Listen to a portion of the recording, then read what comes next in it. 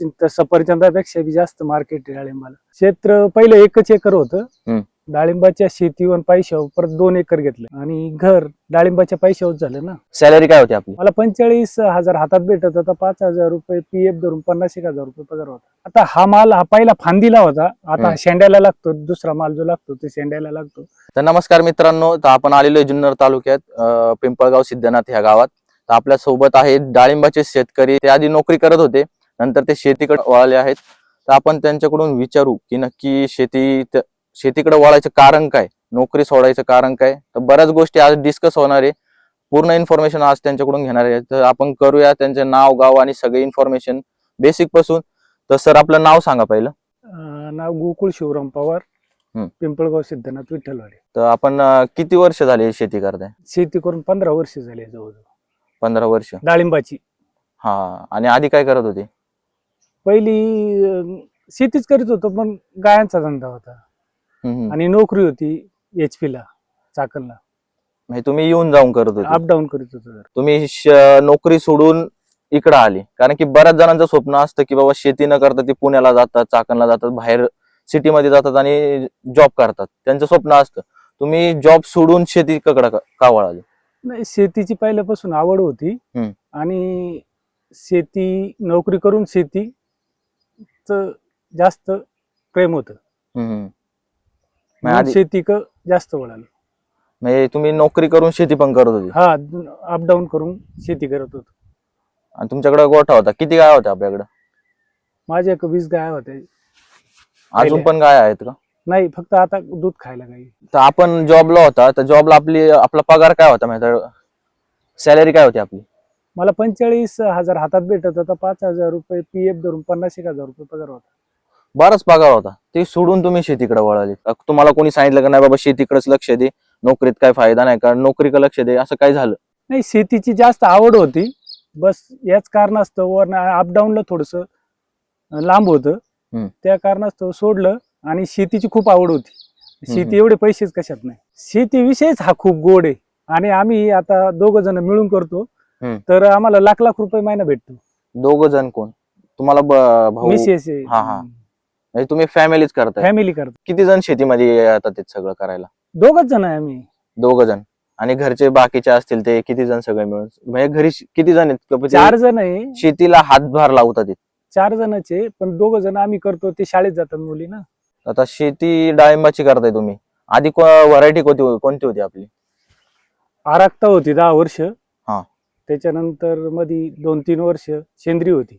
आणि आता शरद किंग म्हणून नवीन व्हरायटी 1 वर्ष झाले. शरद किंग, ह्यामध्ये तुम्हाला बेस्ट व्हरायटी कोणती वाटते? नाही, आता शरद किंग तर नवीनच 1 वर्ष पहिलं पीक घेतलंय ना, तर क्वालिटीला साईजला 1 नंबर आहे. साईज साठी शरद किंग. आणि आरक्ता होती आधी, मग आरक्तात तुम्हाला काय फरक वाटला? नाही, आरक्तात 4 महिन्यात ती व्हरायटी निघते. तिला 6 महिने लागतात, पण पैसे डबल होतात ना डायरेक्ट शरद किंग मध्ये. वन टाइम सगळा माल हार्वेस्टिंग होतो. आणि आपण डाळिंब सोडून कोणती शेती? आपलं क्षेत्र किती? सगळं क्षेत्र पहिलं 1 एकर होतं. डाळिंबाच्या शेतीवर पैशावर परत 2 एकर घेतलंय आणि घर डाळिंबाच्या पैशावर झालं ना. तुम्ही घर पण डाळिंबाच्या पैशांनीच घेतले? पूर्ण बनवलं. परत अजून टोटल आता तुमची शेती किती झाली? आता 3 एकर झाली. 1 एकर पासून स्वतःची जमीन 3 एकर प्लस तुम्ही बांगला बांधला. आज आता पूर्ण शेती तुम्ही किती करता डाळिंबाची? पूर्ण 3 एकरचे 3 एकर डाळिंब आहे आता सगळं. त्याच्यात आंतरपीक वगैरे आता मध्यंतरी मला दिसतंय की तुम्ही अशा नळ्या टाकलेल्या आहेत इथे परत, आणि मध्ये बेड पाडलेले. याच्यामध्ये काय होतं आपलं? नाही, आंतरपीक घेतानाच डाळिंब लावतानाच पहिल्यांदा आंतरपीक घेतलं होतं. गोंडा होता, शेवंती होती. अच्छा, डाळिंब हे लावलं हेच कळालं नाही ना. म्हणजे त्याच्यात लागवड करून त्या स्टेजला खत औषध जाऊन डाळिंबांची ग्रोथ ऑटोमॅटिकच आली डाळिंब. दुसरी पीक घेता आंतरपीक घेता मध्येच डाळिंब केली होती ना. म्हणजे बाकीचे जसे वर्ष घालवतात की बाबा एकदा डाळिंब लावतात आणि फक्त डाळिंबावर फोकस करतात. खर्च जास्त येतो ना, याच्यातून उत्पन्न भेटतं आणि डाळिंब पण येतात. 1 वर्षाचेच डाळिंब फक्त. हे आपल्या मागे डाळिंब ते 1 वर्षाचं आहे? 1 वर्षाचं आहे. आणि भरपूर ग्रोथ झाली. 6 महिने झाले असतील तर आपण प्लॉट धरला होता हम्म, हम्म. आणि 6 महिन्यात हार्वेस्टिंग झाली. 6 महिन्यात झाले ना आता परत आपण बघतोय मागा फुलं आहेत, फुलांचं कसं काय? नाही, हार्वेस्टिंग आणि सेटिंग हे कळालंच नाही एवढं पॉवर जमिनीची. हम्म, हम्म. आता तर तुम्ही जमिनीची पॉवर म्हणताय, तर मग जमिनीच्या पॉवर मध्ये तुम्ही काय टाकलं होतं? म्हणजे तुम्ही खत टाकलं होतं, कोंबड खत टाकलं होतं, शेण खत टाकलं होतं. सेंद्रिय शेती करता का तुम्ही केमिकल करता? आपले खत औषधावर भेटतात. नाही, मी सर्व सेंद्रिय शेतीच करतो. हम्म. कारण कोंबड खत, शेणखत, गांडूळ खत हे सगळं मिक्स करून पहिल्यांदाच बेडमध्ये भरलं होतं डाळिंब लागवड करतानाच. हम्म. आणि गोकृपा अमृत स्लरी आणि त्याच्यामुळं शेणाचं डायरेक्ट पाणी होतं ना, हम्म, हम्म. जीवाणू सोडतो त्यामध्ये, गुळ आहे, तांदळाचं पीठ आहे, त्याच्यापासून जीवाणू तयार होतात जमिनीत, त्याच्यामुळे उत्पन्न चांगलं भेटतं. म्हणजे थोडक्यात आपण स्लरी बनवतो, स्लरी पण चालू आहे. स्लरी चालू आहे. तर आपण जीवामृतचा स्लरीचा पाऊच बसवलाय, हा, तो किती लिटरचा आहे काय? तो 3000 लिटरचा आहे. म्हणजे किती दिवसांनी त्याच्यात आपल्याला टाकावं लागतं, की काय काय टाकावं लागतं? गूळ आणि तांदळाचं पीठ हम्म. आणि ताक लागतं. मग हे कंटिन्युअस टाकावं लागतं आपल्याला, की 2 दिवसाआड 2 दिवसांनी, किती दिवसांनी टाकावं लागतं? हे हप्त्यातून 2दा केलं तरी भेटतं आपल्याला 200 लिटर. ते काढल्यानंतर समजा स्लरी तयार झाली, ती तुम्ही बॅलर मध्ये काढता की डायरेक्ट तुम्ही शेतात सोडून देता? नाही, डायरेक्ट ड्रम वॉटर, डायरेक्ट शेतात ड्रिप वॉटर सोडतो. डायरेक्ट सोडून द्यायचं ड्रिपनी? हा, ड्रिपनं सोडतो. बरेच जण बऱ्यापैकी झाडाच्या मध्ये असा खड्डा घेतात स्लरीसाठी. आपण भरपूर व्हिडिओ बघितलेत किंवा बऱ्याच जणांचा अनुभव आहे की असं खड्डा करतात आणि त्याच्यामध्ये स्लरी टाकतात, त्याच्यानंतर खत औषध टाकतात. तो काय प्रयोग आहे? आपण आता सगळ्या नळ्यांनी देतोय, ठिबकनी देतोय, तर तसं केलेलं फायदेशीर आहे का आपण नळ्यांनी दिलेलं फायदेशीर आहे? नाही, तसं बी काय फायदेशीर आहे, हम्म. पण मजुरीचा हिसाब करता मजुरी आज खूप कॉस्टली गेली. हम्म. ड्रिपनं केलं म्हणजे मजुरी पण कमी लागते, जेणेकरून आपली पैशांची बचत होते. समजा काही शेतकऱ्यांना आपल्याला जर प्रॉपर स्लरी सांगायची असेल तर तुम्ही एका बॅलरचं माप सांगा त्यांना, काय काय आपण मिक्स केलं पाहिजे? तर 200 लिटरला 3 किलो गूळ, ताक 3 लिटर आणि डिकम्पोज किंवा ईएमचे बॅक्टेरिया आणि गोमूत्राची डाळिंबासाठी खास गरज नाही, पण दुसऱ्या प्रॉडक्टला म्हणलं गोमूत्र चालेल. गोमूत्र मध्ये तसं नायट्रोजनचं पण नायट्रोजन प्रमाण प्रमाण जास्त येतं ना, त्यामुळे ते नाही वापरलं तरी चालेल. हा. वापरायचंच नाही डाळिंबासाठी. डाळिंबाला स्पेशल साठी बऱ्यापैकी गोमूत्र नाही, बाकीच्या गोष्टींना चालते, हा, फक्त हा. डाळिंबाला नाही घेतलं तरी चालेल. किंवा आतापर्यंत तुम्ही डाळिंब लावलीत, आरक्ताची याची अंतर काय होतं? डाळिंबाचं अंतर आरक्तामधलं? आरक्तामधलं 8-12 होतं पहिलं. हम्म. पण आता थोडस 2 वर्षासाठी याचं पीक थोडस 6-12 घेतलंय आता. 2 वर्षानंतर एक झाड काढलं तरी गर्दी झाल्यानंतर मग काढलं तरी चालेल. आणि आता शरद किंग आहे आपलं, आताच्या स्टेजला शरद किंगचं काय अंतर ठेवले तुम्ही? 6-12 तेच अंतर ठेवले. अजूनपर्यंत आता तुम्ही आरक्ता केली, तुम्हाला आरक्तामध्ये किती पैसे झाले? मला माझ्या आरक्ताला 3 कॅरेट निघत होते एका झाडाला. तर त्यावेळेस 15 लाख रुपये दरवर्षी व्हायचे 1.5 एकरामध्ये. 1.5 एकर मध्ये 1.5 एकरामध्ये 15 लाख रुपये झाले. त्यावेळेस तुम्हाला असा बाजार भाव काय भेटला होता? मला 110 रुपये बाजार भाव भेटला होता आरक्ताला त्यावेळेस. आरक्ताला भेटला होता. सर-सट्टा 150 प्लस 100 प्लस नाही, जागेवर देत होते का तुम्ही मार्केटला? नाही, जागेवर दिली होती त्यावेळेस. आणि आता आपण शरद किंग केले, आता तुम्ही ह्यावेळेस जागेवर दिलं का मार्केटला दिलं? नाही, जागेवर दिला. आता पण मुंबई केली सुरुवातीला आणि नंतर जागेवर दिला. निम्मा माल जागेवर दिला आणि निम्मा माल मुंबई दिला. आता मुंबईला दिला तर तुम्हाला आता जागेवर दिला, त्याला काय तुम्हाला रेट भेटला? जागेवर मी 170 रुपये रेट दिलता इथं जागेवर माल. 170, 150 प्लस का 100 प्लस? 150 प्लस. डाग वगैरे कसं काय? नाही, बिलकुल डाग नव्हता. मालाला डागच नव्हता. डागच नव्हता. पण तरी समजा कुठं मुडं झाड असतं की बाबा डाग वगैरे असेल, हे सर-सट्टा 170 दिला की डागीचं वेगळं आणि ग्रेडिंग करून नाही, डागी निघालच नाही. 1-2 कॅरेट निघाले असते फक्त, विकल काही. आणि मुंबईला पाठवलं, मुंबईची सरासरी तुम्हाला कशी वाटली? मुंबई 165 सरासरी पडली. 165 सगळा खर्च जाऊन? खर्च वजा जातो, सगळा खर्च टोटल खर्च वजा. मग थोडक्यात आपल्याला इथं परवडलं 170 ने. हा 170. मागच्या वर्षाचं बघितलं तर तुम्ही मागच्या वर्षी किती टन माल काढला आणि त्याला तुमचं उत्पन्न किती निघलं? नाही, आता पहिल्याच वर्षाला बाग आहे ना, हम्म. तर साधारण 6 किलो माल होता एका झाडाला. हम्म.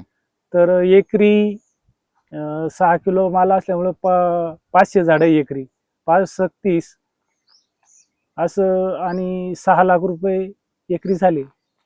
एका एकरी 6 लाख 6 रुपये लाख म्हणजे आणि रुपये. पहिलंच वर्ष होतं. पहिलंच वर्ष होतं. पहिल्या वर्षी जो माल कमीच निघतो, हा. आणि तुमचा 6 किलो माल किंवा 7 किलो जरी माल पहिल्या वर्षाला निघाला, आणि दुसऱ्या तिसऱ्या वर्षाला खर्च हा सारखाच असतो. समजा 20 किलो माल निघाला, 40 किलो माल निघाला, आणि 6 किलो माल निघाला, खर्च तेवढाच येतो. खर्च एकच, फक्त उत्पादन जास्त निघतं.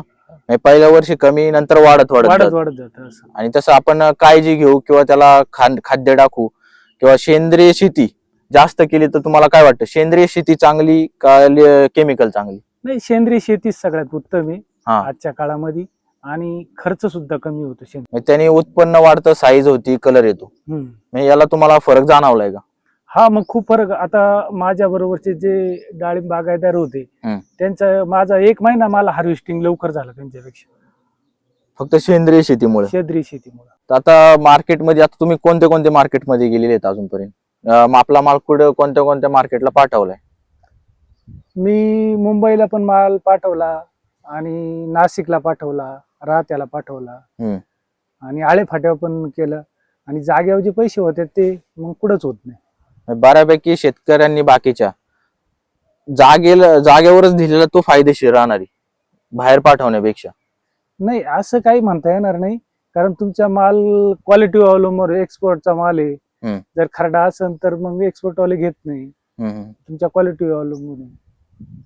आता साईज साठी आणि कलर साठी तुम्ही काय काय केलं तुम्ही? कारण की बऱ्यापैकी उन्हाळ्यात तुमचा माल कटिंग झालाय, त्यावेळेस साईज नसती आणि कलर येत नाही, त्यासाठी तुम्ही काय केलं? मी त्याच्यासाठी 40-40 आणि बोरॉन एकत्र फवारण्या केल्या आणि मारल्या. बोरोमिन मारलं त्याच्यामध्ये, 3 प्रोडक्ट घेतले होते एका फवारणीत. स्प्रे आपल्या कशाने करता, हाताने, ट्रॅक्टरने? नाही, हातानेच करतो सगळ्याला. सगळ्या तिने करला हाताने. करतो. आपल्याकडे नळीची सिस्टीम आहे कशी? नळी सिस्टीम. ज्यावेळेस फुलं निघली त्यावेळेस फुलगळ जास्त होत होती, त्यासाठी तुम्ही काय उपाय केले? नाही, त्यावेळेस फक्त मधमाशी कमी होती, त्याच्यामुळे थोडीशी हा प्रॉब्लेम आला होता. नंतर पेट्या आल्यानंतर काही एवढा लई प्रॉब्लेम आला नाही. तर मधमाशींची पेटी कितीला पडली आपल्याला? मधमाशीची पेटी 4,000 रुपयाला एक आणली होती. अशा 4 पेट्या आणल्या होत्या. किती माशा असतात तरी त्याच्यात अंदाजे अंतानी? आता माशा 4 पोळे असतात एका पेटीमध्ये साधारणतः. म्हणजे 5,000 माशा किंवा 10,000 पर्यंत माशा संख्या असते त्यांची. आणि आता बघतोय आपण की ह्या प्लॉट मध्ये न काय करता माशा येतात, आणि त्यावेळेस आता माशा नाहीत. नाही, ते ऋतूनुसार असतं ना. त्या हिवाळ्यामध्ये माशी जरा कमी फिरती, त्याच्यामुळे मग पेट्या घ्याव्या लागतात. या सीजनला, उन्हाळा सीजनला तशी गरज नाही. त्यावेळेस तुमचे फुलं ड्रॉपिंग झाले होते का? ड्रॉपिंग झाले होते, वातावरणानुसार अवलंबून असतं ना ते सेटिंगचं. असं काही एक बाजारात प्रोडक्ट नाही का आलं लगेच सेटिंग झाली, औषध नाही असं ना. त्यासाठी तुम्ही काय स्प्रे घेतला किंवा काय सोडलं, म्हणजे तुम्ही काय प्रिकॉशन घेतली? नाही, पाण्याचं नियोजन आणि औषध खतांचं नियोजन सेटिंगच्या वेळेस अति महत्वाचं असतं. पाणी नियोजन तर थोडक्यात आपल्या पाणी कसं दिलं पाहिजे? पाणी ओलावा पाहिजे, पूर्ण पाणी झालं पाहिजे, की मॉइश्चराईज राहिलं पाहिजे? नाही, वापसा कंडिशनला असलं पाहिजे नेहमी, जास्त नको कमी नको, आणि औषध खताची मात्रा वेळेत पाहिजे. सेटिंगचा काळ अति महत्वाचा असतो. स्प्रे साठी थोडक्यात तुम्ही काय घेतलं होतं की फुलं ड्रॉपिंग नाही? स्प्रे थोडक्यात काय औषधं फवारली किंवा काय खतं सोडली स्पेशली, की जेणेकरून जे नवीन आहेत त्यांना पण थोडी आयडिया येईल की बाबा आपण हे वापरल्यानंतर ड्रॉपिंग थोडं कमी होईल, किंवा प्रिकॉशन म्हणून आधीच सोडू शकतात ते? नाही, कुणी अवस्थेत नेटिव्हच मारलंच पाहिजे, तरच तुमची कुणी टिकन, तर फुलं दिसतील ना. जर तुमची कुणीच टिकली नाही तर फुलं कशी काय दिसतील? अच्छा. नेटिव्हचे हात घेतलेच पाहिजे ना त्यावेळेस.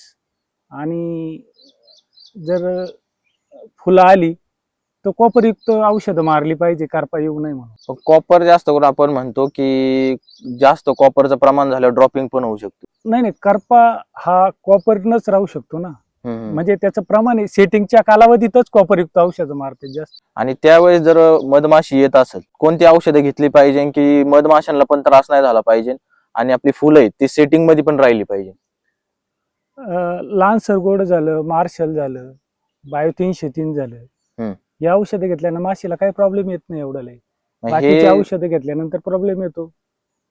हे थोडक्यात मधमाशीला फ्रेंडली, हा, त्याच्यामुळे त्यांना हानी नाही पोहोचत. आता ह्या वर्षी तुमचं उत्पन्न किती झालेलं आहे? आता तुमचा थोडक्यात तुम्ही म्हणता आता आपले प्लॉट गेलेला आहे, थोडक्यात तुम्ही दिलेला आहे, 6 महिने झाले, पहिलेच वर्ष आहे. आणि त्याच्यानंतर परत की तुम्ही परत एक हे घेतलेले, बहार घेतलाय, परत फुलं निघली, तर तुमचं नियोजन काय की बाबा एक प्लॉट 6 महिन्यात गेलाय, परत आता तुम्ही पकडलाय, म्हणजे काय नियोजन काय तुमचं नक्की? नाही, माझे 12 महिन्याची झाडं होती पहिली धरताना. 6 महिन्यात प्लॉट हार्वेस्टिंगला आला आणि हार्वेस्टिंग 1 महिनाभर मध्येच सेटिंग चालू झाली आणि आज सेटिंग पूर्ण झाली. माल 1.5 वर्षात. माल पण तुमच्याला आत्ता पण भरपूर आहे, म्हणजे तुम्ही नक्की हा माल परत धरायचा आहे, ती आधीच्या मालासारखी ती साईज होण्याची शक्यता आहे का? नाही, आता हा माल हा पहिला फांदीला होता, आता शेंड्याला लागतो. दुसरा माल जो लागतो तो शेंड्याला लागतो, तो कमी कालावधीत निघतो 3 महिन्यात. तुमचं नियोजन काय? परत तुम्ही बहार धरला एका वर्षात, कारण की एका वर्षात डाळिंब हे एका वर्षाच आहे, पण तुम्ही डबल घेतली, कारण की पूर्ण पहिला हार्वेस्टिंग झाले. बऱ्यापैकी शेतकरी बेड फोडून खत टाकून झाडं रेस पोझिशनला टाकतात. तुम्ही हे न करता तुम्ही याचं नियोजन ठेवलं. तुमच्या डोक्यात बाजार भाव भेटण्याची शक्यता आहे का? अजून काय वेगळं नियोजन काय? नाही, असं काही नाही. 12 वर्षातून आपलं एका वर्षातून एकदाच पीक घेतलं जातं हे. पण ह्या वर्षी असं एका हवामान खात्यानं दुष्काळ सांगितल्यामुळं थोडस चालू मध्ये फुल निघाल्यामुळं आणि सेटिंग झाल्यामुळं होऊन जाईल या वर्षी. अच्छा, तुम्हाला अंदाज, तुम्हाला वाटते की आता हा थोडक्यात प्लॉट पावसाळ्यात जाणार आहे, तर पावसाळ्यात बाजार भाव भेटतील? हा, बाजार भाव भेटतील 100%. त्यावेळेस कोणाचाच माल राहणार नाही त्या पिरियडला. बऱ्यापैकी मग फळांची साईज काय होऊ शकते, तुम्हाला काय अंदाज आहे? 100 प्लस, 150 प्लस, 200 प्लस? नाही, 300 प्लस पर्यंत फळ होऊ शकतात या शेंडाफळ सुद्धा. आत्ताच पण एका वर्षात दुसरी वेळ. त्याच्यासाठी तुम्ही खत औषधं पण त्या प्रमाणात देताय, स्लरी देताय? हा, स्लरी भरपूर प्रमाणात देतो. गोकृपा अमृत देतोय, स्लरी देतोय, जीवामृत देतोय. अच्छा, तर आता PSB, KMB हे तुम्ही वापरता का? म्हणजे मोबिलायझिंग बॅक्टेरिया याचं प्रमाण कसं काय वापरता? कारण की आजकाल यांचे प्रमाण जास्त वाढलेले आहेत. ऑलरेडी रिसर्च नुसार आपल्या शेतामध्ये पोटॅशचं प्रमाण जास्त आहे, तर ते शेतकऱ्यांनी रिसर्च करून घेतलं पाहिजे, सॉइल टेस्टिंग करून दिलं पाहिजे का कसं दिलं पाहिजे? नाही, सॉइल टेस्टिंग करूनच दिलं पाहिजे. ज्याचे त्याचे जमीन वेगळी आहे ना. आपल्या जमिनीचा थोडक्यात हे कसं आहे, स्ट्रक्चर कसं आहे? मुरमाड आहे? नाही, मुरमाडच जमीन आहे माझीवाली. आणि मुरमाड जमिनीत डाळिंब 1 नंबर येतात. जरी काळी जमीन असली तर उंच बेड करून काही एवढा लय प्रॉब्लेम येत नाही. तुमचा माल गेलाय, तुम्हाला तेल्या रोगचा काय वाटलं का? नाही, तेलाचा काही एवढा लय प्रादुर्भाव नाही वाटला, पण तेलाचं प्रमाण चौकड आहेच. त्याच्यावर मायक्रोसीड औषध मारलं आणि दुसऱ्या दिवशी परत बुरशीनाशक मारलं तर काही प्रॉब्लेम येत नाही पहिल्यासारखं. म्हणजे थोडक्यात आपण होण्या अगोदर जर केलं, उपाययोजना कराव्या लागतात, तर आपल्या हातात आटोक्यात राहतं. समजा कंडिशन अशी आहे की तेलाचं प्रमाण जास्त झालं, त्यावेळेस काय करायला पाहिजे? नाही, अगोदरच उपाययोजना करायला पाहिजे. मायक्रोसीड मारणं किंवा मग जीवामृत, गोकृपा अमृत म्हणून एक आहे, ते जर 12 महिने जर ठुलं तर येणारच नाही, येतच नाही. पण तरी इन केस पावसामुळे आपल्याला फवारणी नाही घेता आली, समजा त्याचं प्रमाण वाढलंच, तर काय केलं पाहिजे? वरून जीवाणू भेटतं, वरून जीवाणू मारावं लागतात. मग पावसाचं प्रमाण जर जास्त असेल तर वरून बॅक्टेरिया मारल्या तर फरक पडतो. स्पेशल त्याच्यासाठी बॅक्टेरिया भेटतात त्याला स्पेशल. आणि त्याच्यानंतर तुम्हाला कोणता रोग, आता बऱ्याच शेतकऱ्यांचं मत आहे की बाबा 6 महिन्यानंतर, वर्षानंतर झाडं मरीला लागतात, तर त्याचं नियोजन कसं केलं पाहिजे?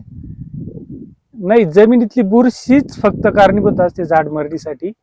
तर ते जीवामृत जर गोकृपा अमृत म्हणून जर केलं हम्म. तर बिलकुल बुरशी जमिनीतली राहत नाही. तसं डाळिंबाला निमेटोड पण होतो, हम्म. गाठी गाठी येतात मुळ्यांना, मग त्याच्याबद्दल नियोजन कसं केलं पाहिजे? नाही, दर 6 महिन्याला औषध सोडलंच पाहिजे निमेटोडचं. पण सायंटिस्ट किंवा अजूनपर्यंत निमेटोड वर स्पेशल औषध नाहीच आहे. मग त्याच्यासाठी काय केलं पाहिजे? नाही, स्पेशली निमेटोड साठी अजूनपर्यंत खास त्याच्यासाठी आलेलंच नाही. जेवढं मला माहिती तेवढं नाही आलं. तर तुम्हाला काय वाटतं, खरंच आलंय का नाही? नाही, निमेटोड हा डाळिंबाला असतोच हा 100%. पण नीम हम्म. किंवा निंबूळ पेंट हे जर प्रमाण जास्त ठेवलं तर येतच नाही. हम्म. जरी आला तरी कंट्रोल मध्ये असतो जास्त करून. निमोळी पेंडन ते टाकत नीम राहिलं नीम तर फरक करण पडतो. तेल नीम. आणि असं पण ऐकून आहे किंवा असं म्हणतात की झेंडूचं झाड लावलं तर तिथं परत निमेटोड येत नाही, हे खरं आहे का?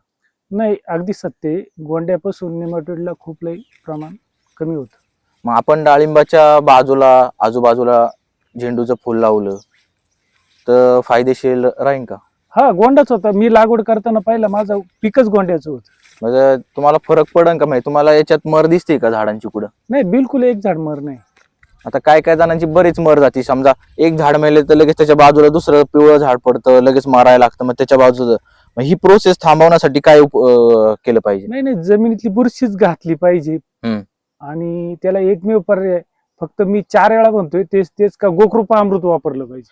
नाही, पण कधी काय होतं की काही कंडिशन मध्ये ना ऑर्गॅनिक काम नाही करत, त्यासाठी आपल्याला थोडं केमिकल का जावं लागतं. मग समजा दुसरा प्रयोग म्हणून तुम्ही काय सांगू शकता, दुसरी उपाययोजना?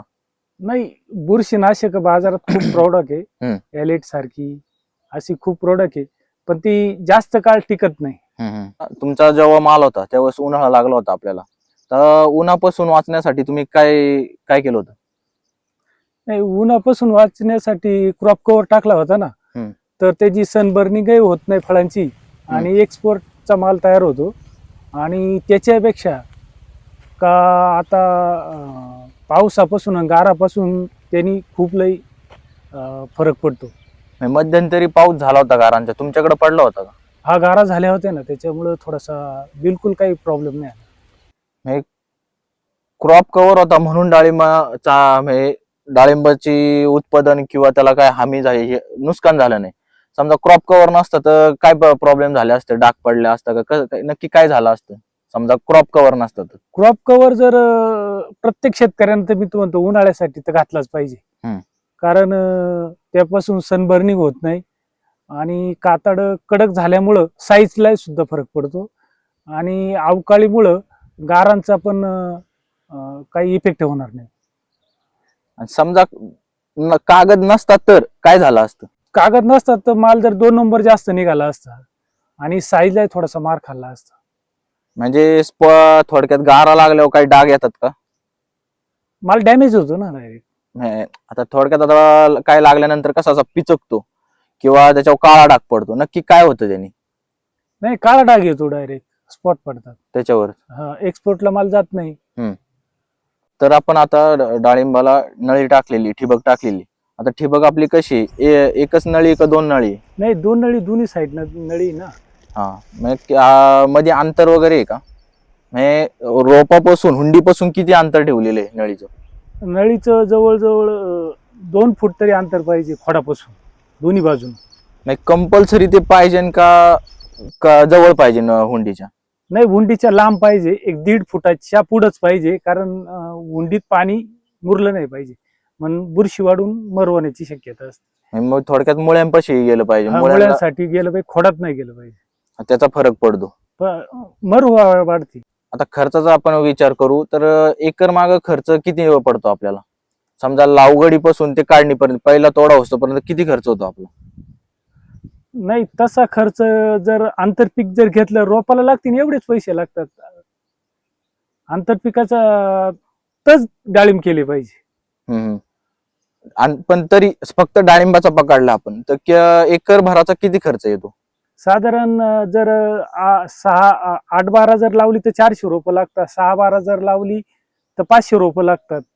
तर टिश्यूचे घेतले तर 50 रुपयाला एक हुंडी, तर 5 25,000 रुपये एकरी लागतात. एकरी 25,000 रुपये फक्त हुंडीला. हुंडीला लागतात. हा. आणि तसा पूर्ण काढणी असतोपर्यंत किती खर्च लागतो, म्हणजे पूर्ण डायरेक्ट हार्वेस्टिंग पर्यंत? हार्वेस्टिंग तरी एकरी 1,00,000 रुपये खर्च येतो. सगळं बाग वगैरे, बाग पण पहिल्याच वर्षी बाग करायला लागते का आपल्याला? नाही, त्याच्यात थोडीशी बचत केली पाहिजे. भांडवल कमीत कमीत खर्चात जास्तीत जास्त उत्पन्न भेटलं पाहिजे. आणि तानासाठी टायर म्हणा किंवा अँगल न वापरता सागाची लाकडं वापरणं म्हणा, याची बचत केली तर कमी खर्चात जास्त उत्पन्न भेटेल. आता तुम्ही बाग कशाची केली, लोखंडी केली का लाकडांची केली? नाही, लाकडाचीच केली. आणि लोखंडी नाही तर ताण पण टायरची केली. म्हणजे थोडक्यात खर्च तुम्ही वाचवलेला आहे. खर्चाची बचत केलीच पाहिजे ना. झाडाचं आयुष्य किती वर्ष असू शकतं? म्हणजे तुमचा बाग आहे, तो बाग तुम्ही तयार केला, तो किती वर्ष टिकल आणि बाग किती वर्ष टिकल? नाही, जर आपण चांगलं व्यवस्थापन केलं तर 15 वर्ष बाग टिकतो डाळिंबाचा. 15 वर्ष. आणि बाग म्हणजे तुम्ही आता लाकडाचं केलं, तो किती वर्ष टिकल? नाही, सागाची लाकडं येतोय बी 5-7 वर्ष टिकू शकतो. हमखास तेवढं टिकू शकतो. आणि काय वाटलं तर परत आपण सपोर्ट देऊ शकतो. काही अडचण नाही. तर आता बऱ्यापैकी बरेच शेतीचं प्रमाण वाढलेलं आहे डाळिंबाच्या शेतकऱ्यांचं, तर त्यांच्यासाठी तुमचा सल्ला काय राहील, त्यांनी काय केलं पाहिजे? नाही, आता जास्त करून डाळिंबाची शेती केली पाहिजे. कारण सगळ्यात जास्त बाजारभाव असतील तर सफरचंदापेक्षा बी जास्त मार्केट आहे डाळिंबाला. आणि ज्याचं जास्त मार्केट आहे तोच माल जास्त करून केला पाहिजे. आणि त्यांना तुम्ही काय सल्ला देऊ शकता की ते अशा प्रकारे शेती करा, कारण तुम्ही सक्सेस होशाल किंवा तुम्हाला रिझल्ट चांगला भेटेल? थोडेसे टिप्स त्यांना नवीन शेतकऱ्यांना दिले तर थोडा फरक पडेल. तुमचा अनुभव आता 15 वर्षाचा अनुभव आहे, तर तुम्ही ते सांगितलं त्यांना म्हणजे नवीन शेतकऱ्यांना थोडा फायदाच होणार आहे त्याबद्दल. नाही, डायरेक्ट डाळिंब करण्यापेक्षा आंतरपीक करून डाळिंब जर केले तर त्याच्यात तुम्हाला 2 रुपये भेटतील आणि आयते डाळिंब येतील. म्हणजे डायरेक्ट फक्त डाळिंबाच्या अवलंबून न राहता आंतरपीकच घेतलं पाहिजे. त्यांनी फरक पडतो. कळतच नाही, डाळिंब लावले हा विषयच 12 महिने राहत नाही आंतरपीक घेतल्यानंतर. त्याच्यामुळे खर्च येत नाही.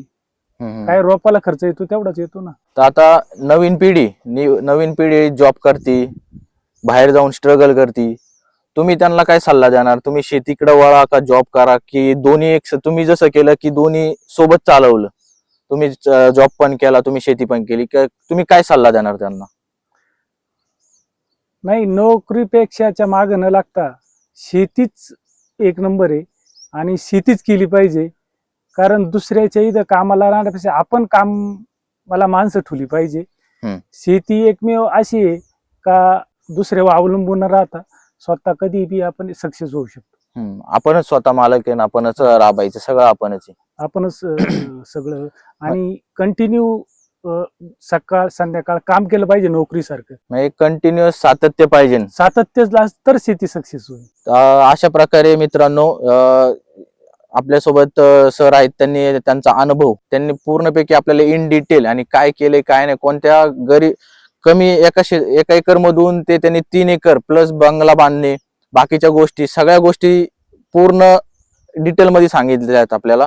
आणि त्यांचं मार्गदर्शन, 15 वर्षाचं मार्गदर्शन डाळिंबामधलं आपल्याला फायदेशीर आहे. सगळ्यात महत्वाचं, एका वर्षात त्यांनी 2 वेळा बहार घेतलाय, आता दुसऱ्या वर्षी पण त्यांचा माल आहे, त्याच्यात पण उत्पन्न होतं. वाटलेस तर आपण परत एकदा व्हिडिओ बनवू त्यानंतर की डाळिंबाचा माल किंवा डाळिंबाच्या झाडाला माल कसा आला हे नक्की परत दाखवू. कारण की ही प्रोसेस, हा प्रयोग पहिल्यांदा पहिल्या शेतकऱ्याने केलेला आहे. अजूनपर्यंत एका वर्षात दुसरा बहार कुणीच पकडलेला नाही. पहिले असे शेतकरी त्यांनी दुसऱ्यांदा बहार पकडलेला आहे. आणि डाळिंबाची साईज पण आपण बघणार आहे. तर अशा प्रकारे मित्रांनो, तर आपण सरांची पूर्ण डिटेल्स घेतलेली आहेत. तुम्हाला काय वाटत असेल तर तुम्ही कमेंट करू शकता आणि प्रश्न तुमचे विचारू शकता. आम्ही नक्कीच त्या प्रश्नांचं उत्तर द्यायचा प्रयत्न करू. तुम्हाला हा व्हिडिओ तुमच्या इन्फॉर्मेटिव्ह वाटत असेल, म्हणजे तुम्हाला नवीन लागवड करायची, तुम्हाला कुठं कमतरता वाटत असेल, साईज अंतर काय घेतलं पाहिजे, तर ह्यासाठी नक्की तुम्ही चेक करू शकता. अजून बरेच व्हिडिओ आपण डाळिंब बागायतदारांचे घेणार आहोत, कारण की नवीन शेतकरी आणि मॉडर्न शेतीकडे नवीन पिढी वळाली पाहिजे, त्यासाठी प्रयत्न करणार आहोत. आणि तसंच अजूनपर्यंत तुम्ही चॅनलला सबस्क्राईब नसेल केलं तर राहुल लोखंडे ब्लॉग ह्या चॅनलला सबस्क्राईब करा, लाईक करा. तुमचे काय प्रश्न आहेत तुम्ही नक्की कमेंटमध्ये नक्की सांगा.